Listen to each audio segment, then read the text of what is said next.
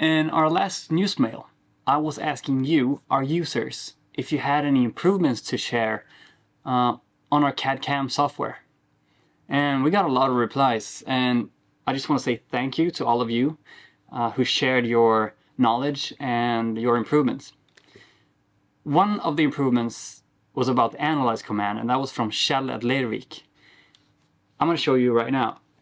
So to analyze, in our improved Analyse, you click on Analyze and it displays the Analyze function on all the geometry on the whole sheet or on the whole drawing.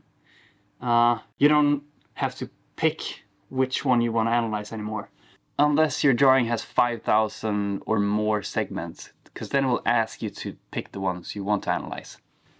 The red cross is displaying open contours, and the yellow cross is displaying overlapping contours.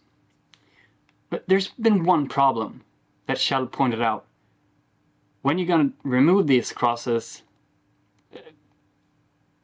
I mean, let's be frank, they're a pain in the ass. So we've made the Analyze button a toggle button. You click on Analyze again, they disappear.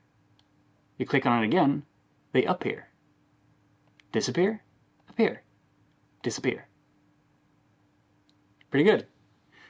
If you have any more features that you want, or if you want to change some features, drop a comment below the description here in this video, and we'll look into it.